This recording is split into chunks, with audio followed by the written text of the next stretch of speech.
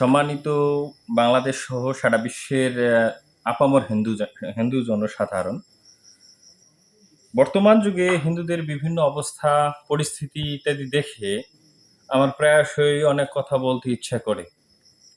যেমন নজরুলের ভাষা, নজরুল যেমন একটি কবিতাতে বলেছিলেন, "বন্ধুগো বড় বিষ জ্বালা মুখে, দেখিয়া শুনিয়া ক্ষুভিয়া গিয়াছি, বলিতে পারি না মুখে।" সুধীবৃন্দ, তেমনই আজকে অনেক অবস্থা। কিছুদিন আগে একটি ফেসবুকের একটি ভিডিওতে বলেছিলাম যে বর্তমান যুগে কেহই ব্রাহ্মণ নয়, এবং তার কিছু এভিডেন্স দিয়েছিলাম। সে ফেসবুকের ভিডিওটার পিছনে একজন দাদা একটা কমেন্ট করেছিল, "আপনি বলতে চাচ্ছেন যে জাতপাত দূর করো, হিন্দু হলে বিয়ে করো। এই স্লোগানের বাস্তবায়ন ব্রাহ্মণরা করতে দিচ্ছে না।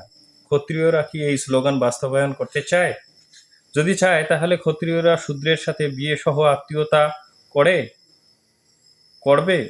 করে ব্রাহ্মণ সম্পর্কে অনেক বলেছেন, এবার ক্ষত্রিয় সম্পর্কে কিছু বলেন, নইলে আপনাকেও বর্ণবাদী মনে করব।"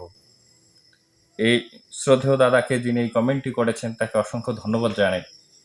আসলে দাদা, আপনি হয়তো বা আপনি শুধু নন, আমাদের সারা ভারতবর্ষ থেকে শুরু করে বাংলাদেশের আপামর হিন্দু জনসাধারণ এখনো জানি না, যারা নিজেদেরকে ক্ষত্রিয় বলে দাবি করেন, তাদের আসলে প্রকৃতির ইতিহাসটা কি।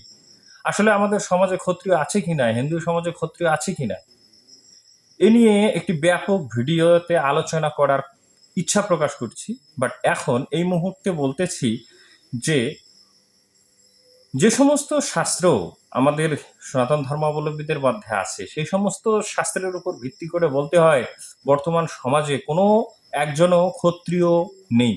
আছে, যদিও বা দুই একজন আছে, তাও তাদের চারিত্রিক আচরণ এবং বিভিন্ন ধরনের মানসিকতার উপর ভিত্তি করে বলতে হয় আসলে কি সে ক্ষত্রিয়।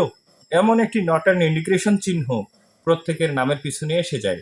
আজকে যারা রায়, বর্মন ইত্যাদি ইত্যাদি লিখতেছেন, তাদেরকে আহ্বান জানাবো, নেক্সট একটি ভিডিওতে আপনি কোথা থেকে রায়, বর্মন ইত্যাদি ইত্যাদি পেয়েছেন, বর্ণবাদী হিন্দুদের কাছ থেকে কিভাবে কত সংগ্রামের ফলে এই আপনাদের ক্ষত্রিয়ত্ব পেয়েছেন, সেই সম্বন্ধে আলোচনা করার ইচ্ছা প্রকাশ করছি। আজ এতটুকুই, সামান্য কিছু কথা বললাম। ভালো থাকবেন, সুস্থ থাকবেন। ওম শান্তি।